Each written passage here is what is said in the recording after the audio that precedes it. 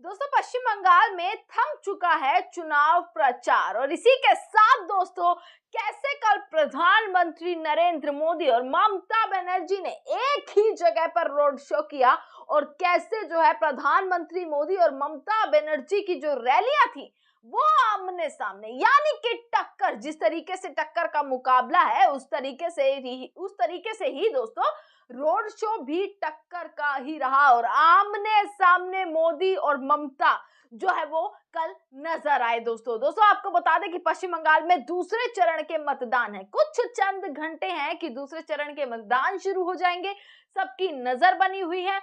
प्रचार जो है वो अब थम चुका है पूरे तरीके से और इसी को लेकर प्रधानमंत्री नरेंद्र मोदी के रोड शो की मैं आपको तस्वीरें यहां पर दिखा रही हूं।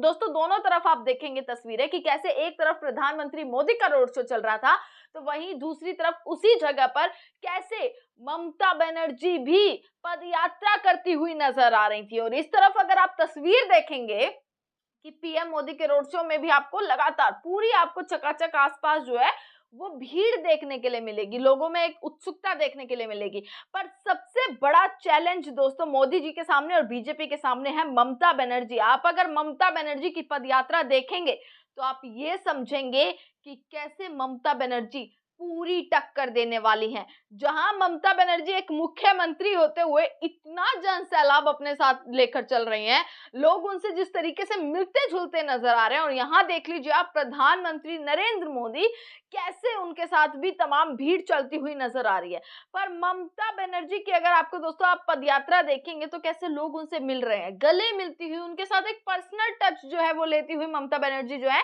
वो नजर आई। तमाम पूरी भीड़ लोग कैसे उनके आसपास उनसे हाथ जोड़ते हुए उनके गले मिलते हुए, कैसे ममता बनर्जी भी उनके लोगों के गले मिलती हुई जो है वो नजर आई और पूरी पदयात्रा में आसपास चारों तरफ सिर्फ और सिर्फ जन सैलाब उमड़ा हुआ देखने के लिए मिला।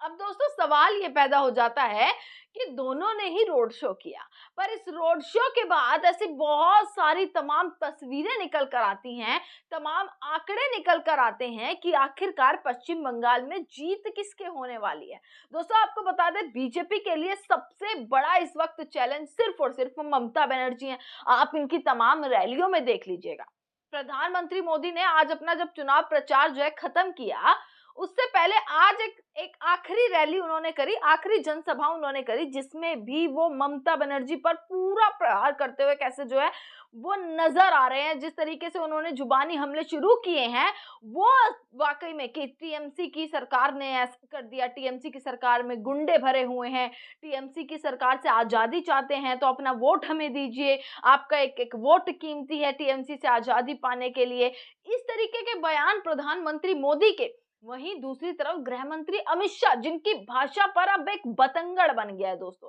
कि आखिर इस तरीके की भाषा जो है एक देश के गृह मंत्री बोलते हुए नजर आ रहे हैं। कैसी भाषा, अरे ओ पुलिस वालों को वहां पर जो है वो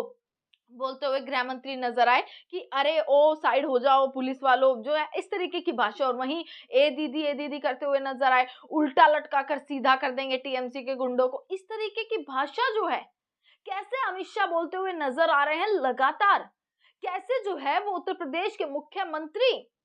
जो है योगी आदित्यनाथ वो तमाम रैलियां कर रहे हैं। सबने खूब रैलियां करी हैं, रैलियां लगातार चलती रही दोस्तों। और रैलियों के सिलसिले के साथ साथ कैसे जो है मैं आपको बता रही हूँ ये तस्वीर लगातार ये बयां करती हैं कि दोस्तों टक्कर कांटे की है। और जब से पहले चरण के मतदान हुए तब से भाजपा के लिए ये मुश्किल हो गया है इस चीज को हजम कर पाना कि उनकी अब उनके सामने ममता बनर्जी और पूरी टीएमसी कैसे खड़ी है,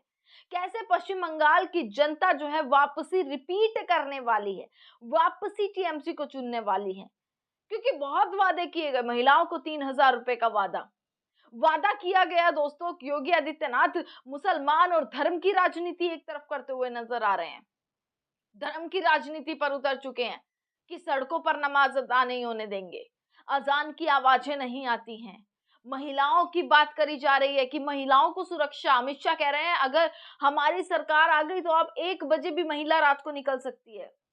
1 बजे भी लड़कियां बाहर निकल सकती हैं अगर हमारी सरकार आ जाती है। पर टीएमसी की सरकार में ऐसा नहीं है। टीएमसी की सरकार में महिलाओं के साथ किस तरीके से बर्बरता होती है, ये अमित शाह कहते हुए नजर आ रहे हैं। अब यहीं से जो है पश्चिम बंगाल की जनता जो है वो अब जो है 48 घंटे भी नहीं बचे हैं, 48 घंटे का भी वक्त नहीं है कि वोटिंग होनी है, और उसके बीच जो है पश्चिम बंगाल की जनता ने तमाम भाषण सुने, तमाम लोगों के, मंत्रियों के कैसे जो है वो स्पीच सुनी, उनकी बातें सुनी, उनके वादे सुने।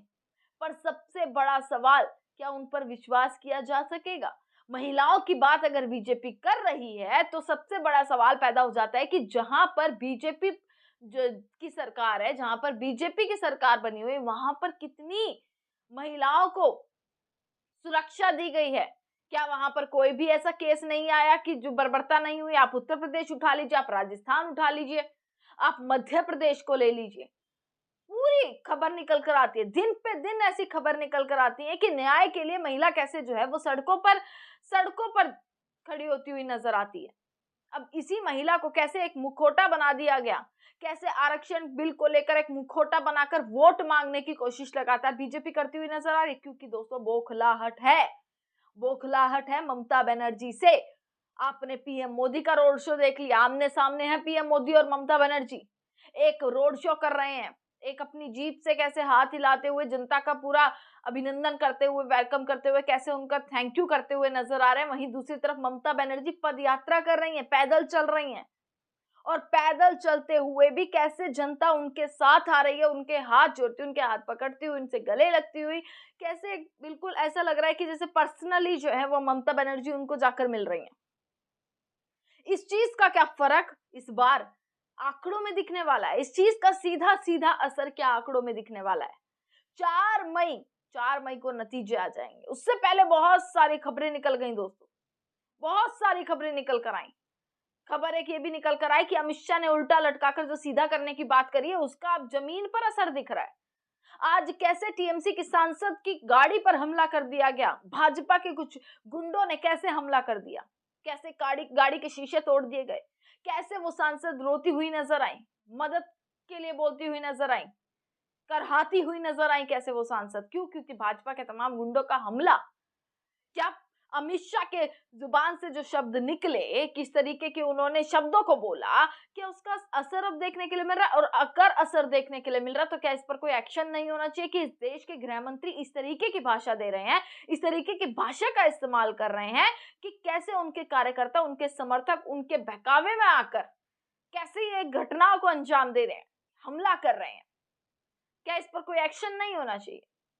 दोस्तों दोनों तरफ, एक तरफ मोदी जी है, एक तरफ ममता बनर्जी है, और लगातार मुकाबला टक्कर का है। और साफ तौर पर जितने भी आंकड़े अब तक आए हैं ना, मैं आपको बता रही हूँ, जितने भी आंकड़े अब तक आए हैं, जो जमीनी वहां पर पत्रकार मौजूद है, वहां पर किस तरीके से ममता दीदी की गूंज देखने के लिए मिल रही है,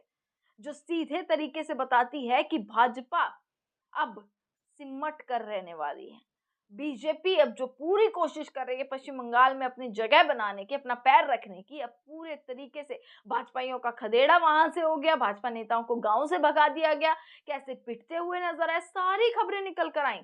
मोदी जी की रैली से पहले कैसे जो है टीएमसी और बीजेपी वालों के बीच में झगड़ा हो गया, कैसे झड़प हो गई, ये सारी चीजें निकल कर आई, जिसका सीधा मतलब ये निकलता है कि टीएमसी की सरकार कहीं ना कहीं, उम्मीद ये है कि अब कहीं ना कहीं वापसी